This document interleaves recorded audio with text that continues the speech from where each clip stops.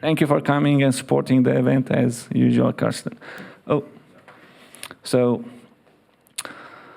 then radius and diameter is double of radius. If you did money with radius, expect to double it at least. Okay. Okay. First, let me start with a question. Who's running a voice platform? Around, I guess, almost everybody. What's actually, you know, basically from the last years, hopefully, that we've been doing IMS for 4 years, something like that, maybe even 5 if I take the time before I started my company. And of course, what? Best of the 90s, and we're still there.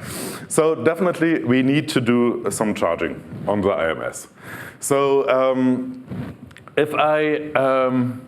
why in the hell? Well, you know, we've got all these charging modules on Kamailio. We've got CNXCC from Carlos, or we've got accounting module.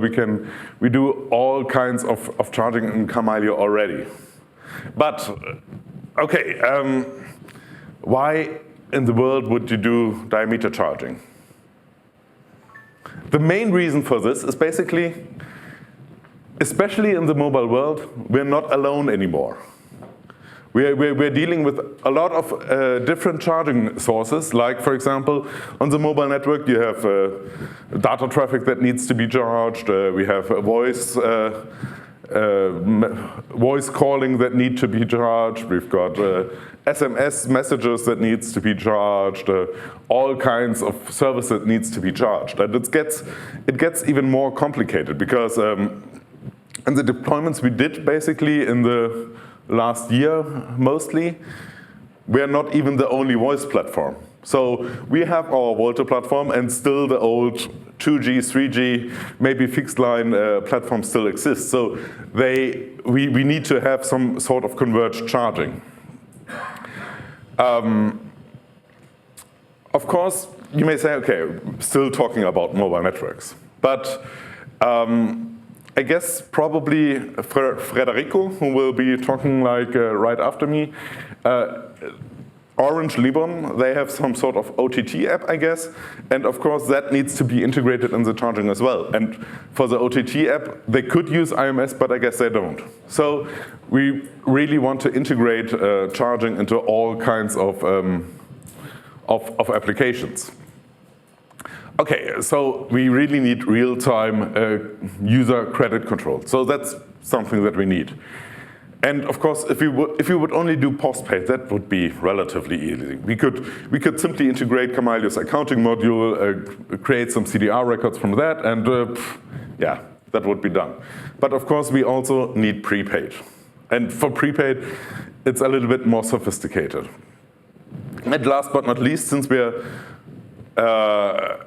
doing all kinds of things in a more, we try to do it in a standard way. Of course, diameter charging is the standard if it comes to mobile world. So let's go for the standard. Let's do it the standard way so we can interconnect. Of course, you could do all kinds of charging even with radios, but diameter, Daniel already said it, diameter is the double of the radius, so we have a lot more capabilities that we can do.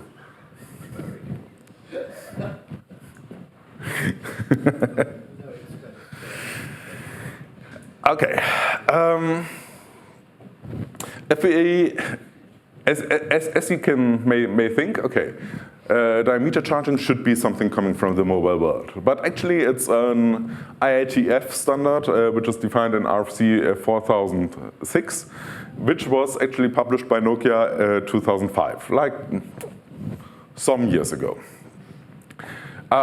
What do we want to do on our charging side? We want to do quota management. We want to do unit reservation. We want to do add more quota. We want to maybe say, okay, we didn't use that pile of minutes that we requested. We want to do balance checks. We want to do basically everything that we want to do in terms of charging. Maybe we want to tell the guy, okay, you've got only €2 left, so maybe you want to recharge your account, something like that. So we've got all kinds of really basic scenarios according to the standard.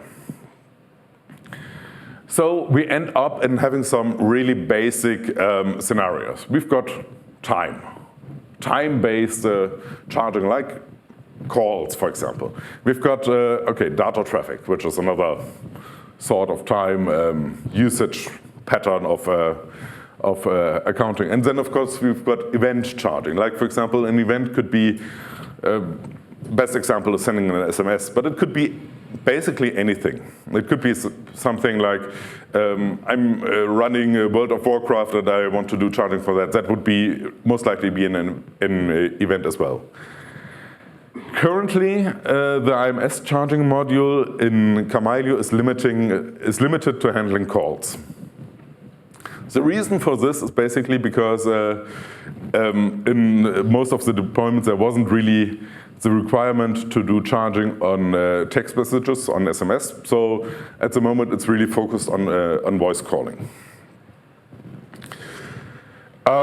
If we do real-time accounting, like a user has €5 credit, then of course we could constantly monitor the credit of the user and simply shut down the service as soon as the credit reaches 0.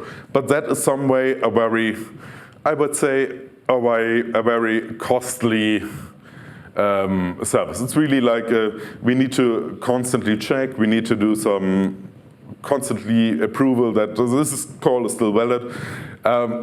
So basically the mobile network guys came up with a better idea. What we do in a Diameter is that we do a unit reservation. Unit reservation is really the solution. Like it's a setup of a call. We basically ask, okay, I want to make a call, A calls B. I want to reserve credit for 5 minutes. And I get a response, okay, 5 minutes, here you go. And then I only have to ask again after 5 minutes. So that's really great in terms of performance. And this is actually defined in the standard as session charging with unit reservation. How does it look in a very practical example? I do a charging request for the initial call setup. And I do a charging request for a user which has credit for around about 75 seconds of calling, just as an example. My charging server, here to the right, will basically send me a reply, okay, you wanted 30 seconds, you get 30 seconds. Go ahead, make your call. Well, the 30 seconds are over, or probably a little bit before that. I say, okay, hey, charging, I used my 30 seconds. Give me another 30 seconds. Okay, so the charging server says again, okay, you've got 75 seconds of calling. You've made 30 seconds. That's the 30 seconds you used, so I can grant you another 30 seconds. Go ahead, have fun. Now I make a second call because maybe it's either I'm doing some texting during my call or I'm doing some data usage, stuff like that, anything. Then suddenly I get another charging request, another initial charging request here in red, and I'm requesting another 30 seconds, just to give an example. But this time I say, the charging server says, okay, wait a moment, from the 75 seconds of calling you have, I've already given away 60. So, okay, I can only give you 15. Okay, so 15 seconds is good, so I will make a call for 15 seconds. Then the first session is terminated. Because, yeah, you know, I don't like talking to my mother, whatever. So I get a charging request, a final charging request. And this final charging request is indicating that I'm actually, of the 30 seconds I've requested in the interim charging request, in total I've just used 40 seconds of the total 60 for that call. So the charging server knows, okay, this call lasted for 40 seconds, fine. That's great. Now, Well, the second call is still going on. We didn't finish that call. So for the second call, we again send a charging request, again requesting our 30 seconds. And we say, okay, out of the 30 seconds so far, we used 15 seconds. In the response from the charging server, we get, okay, we've got 20 seconds left, go take it, but don't come again, don't ask, because we basically used all of our credit. So after this is used, we will get the final information from the service element about that we actually used all of our credit, that the call is finished. So credit is over. In this example, I used 30 seconds just for simplicity, but in real life, we typically do something more like maybe 10 minutes of unit reservation, just to keep the number of requests low. It's still being able to do concurrent calling, it's still being able to get a high throughput. Having this in place, we've been doing online charging in the last year or something like that. It really came across us that people were asking for, let's do diameter charging, even though it's not an IMS deployment. But we said, okay, we implemented the charging module for IMS, so why not use it for anything else? Because we want to, as mentioned earlier, we want to have a converged charging infrastructure. So, okay, we use our IMS charging module. In order to do IMS charging, even without everything else from IMS, we basically need 4 modules.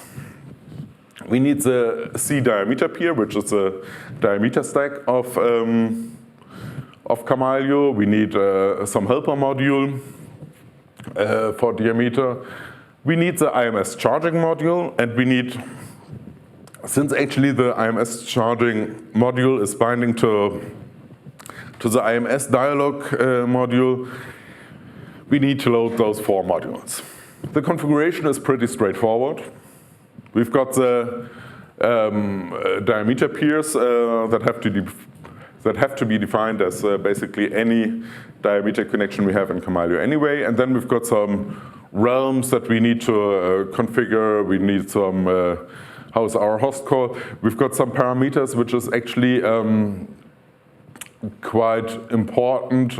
For example, if I request 30 seconds, just as in the example I had before, maybe it's not a good idea to ask directly after 30 seconds and then get the answer that, okay, the credit is used. So maybe we want to ask a little bit before that.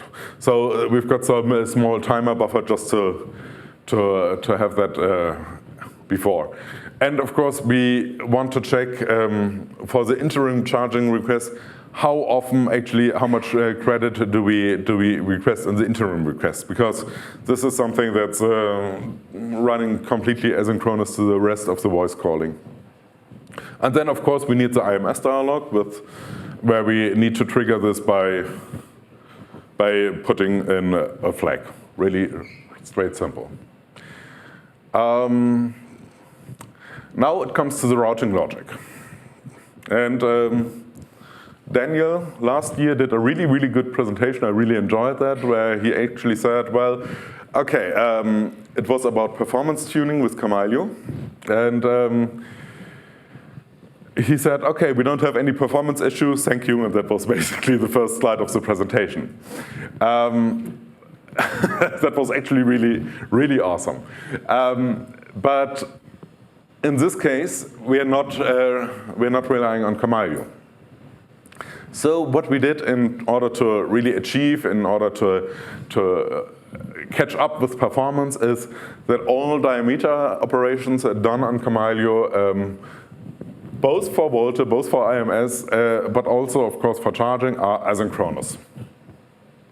They're really asynchronous. So what we do here is basically we send, we do a charging request, and as we're talking from the mobile world, we're doing either originating calls or terminating calls.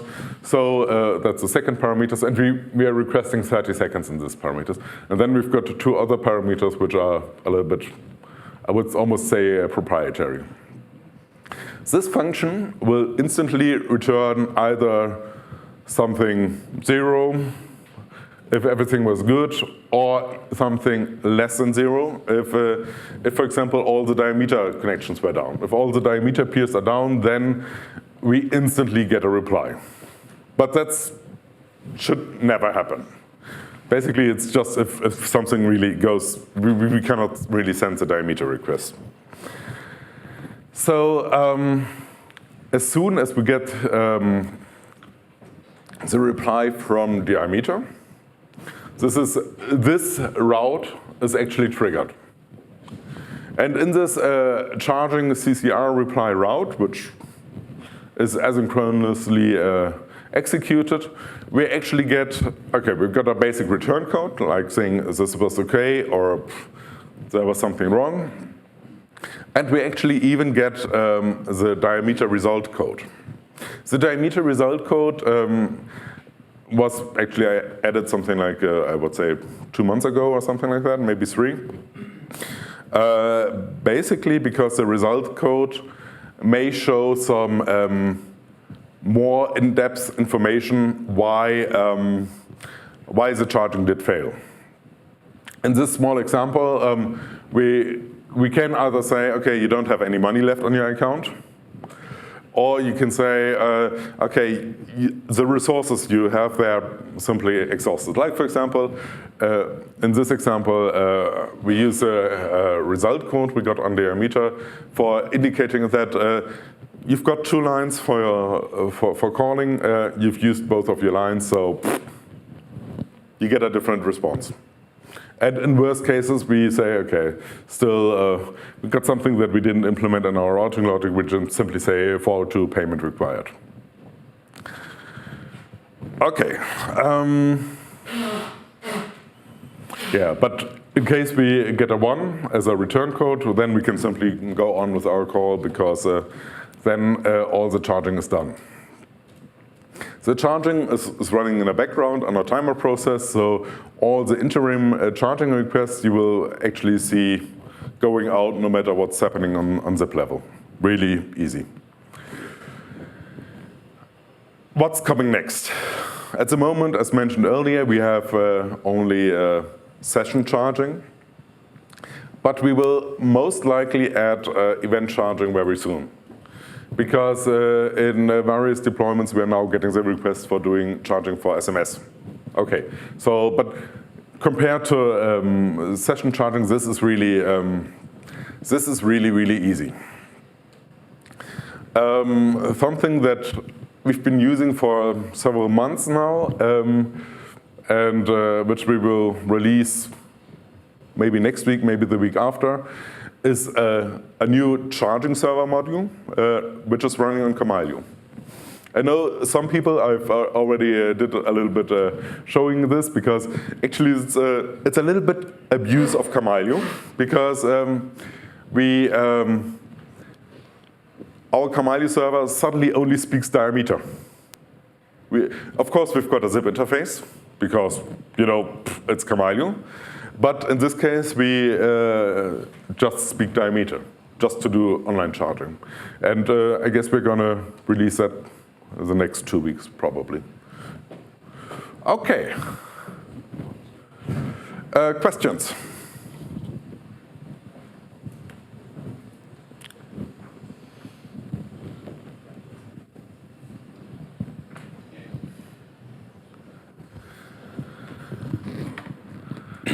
Yeah, I have a question. How well accepted is diameter? Is your company the only one using it in Kamailio, or?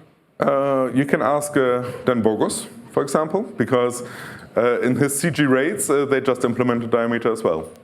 And I think we're going to do some integration testing with CG rates pretty soon. Okay, so it's not like Daniel said, it's developed in 2000 something and never updated. No. It's if you go to mobile networks, that's the most common way to do things, diameter. Yeah, it's the only way. Yeah, yeah. To clarify, actually, I meant that it was specified a long time ago and supposed to take over soon over radius, which didn't happen. Similar like IPv4, IPv6 expectations. Yeah. But okay, sorry, I have wrong position. But then, yeah, diameter it's mandatory in 4G networks and it's used everywhere. You just don't see it with the old ISPs. There is not like a major reason to migrate to diameter.